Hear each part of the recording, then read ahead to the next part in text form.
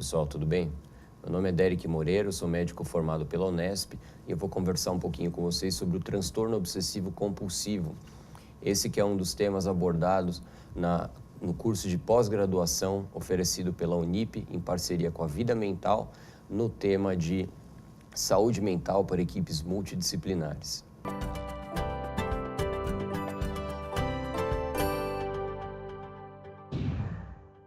Primeiramente, o que é o transtorno obsessivo compulsivo, ou TOC? É importante que a gente defina a diferença entre a obsessão e a compulsão. A obsessão ela é definida pelos pensamentos recorrentes ou persistentes, intrusivos e indesejados, que causam ansiedade ou sofrimento para o paciente. A compulsão, por sua vez, é a manifestação comportamental desses pensamentos, ou seja, comportamentos repetitivos ou atos mentais que o indivíduo se sente compelido a repetir, como uma resposta para a obsessão, com o objetivo de reduzir a ansiedade e o sofrimento causados pelo evento ou situações que ele teme.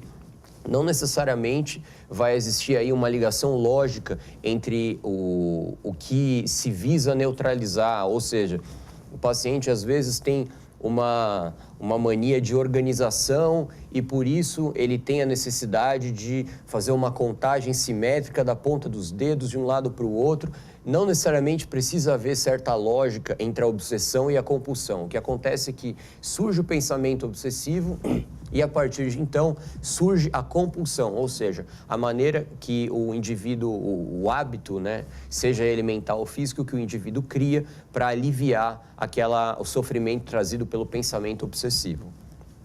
Quantos vão ter aí o TOC?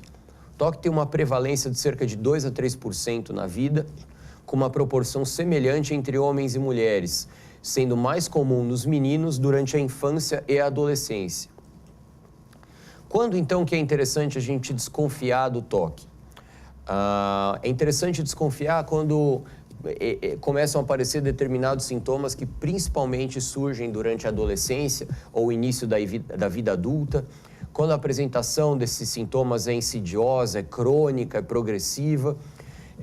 São usadas até escalas diagnósticas para o diagnóstico do TOC, como, por exemplo, a Yale-Brown Obsessive Compulsive Scale, que é das ferramentas, um dos mecanismos que a gente usa para isso. A contaminação, por exemplo, é algo muito comum, é um contexto muito comum do TOC, em que o indivíduo tem uma necessidade de lavagem de mãos, então aí a gente tem o pensamento da contaminação, e, portanto, a obsessão e a compulsão manifesta no hábito de lavar as mãos compulsivamente. A dúvida, o pensamento obsessivo da dúvida, que é, de certa maneira, sanado pelo hábito da verificação, uma necessidade de simetria, acumulação, todos esses são típicos padrões, típicos comportamentos e pensamentos de um paciente que tem TOC. As obsessões muitas vezes têm conteúdo agressivo, sexual ou até mesmo religioso, o que deixa essa doença e esse contexto extremamente mais constrangedor e às vezes até lesivo para os pacientes diante do restante da sociedade.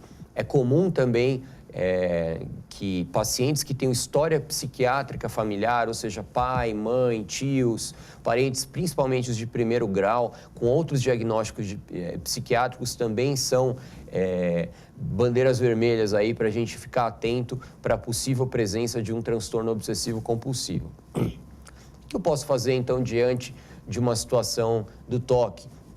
Bom, primeiramente, o diagnóstico rápido e adequado é sempre muito importante para que o tratamento farmacológico e psicoterapêutico possa começar o quanto antes. O tratamento psicoterapêutico, mais uma vez, a terapia cognitiva comportamental, apresenta aí o maior nível de evidência na literatura de funcionamento e de resultados diante dessa doença. E os pacientes com transtornos um pouco mais refratários aos tratamentos tradicionais podem recorrer a outros métodos, como a estimulação magnética transcraniana, Deep Brain Stimulation, ou seja, a estimulação cerebral profunda, ou a neurocirurgia ablativa. Todos esses são métodos com pouca evidência.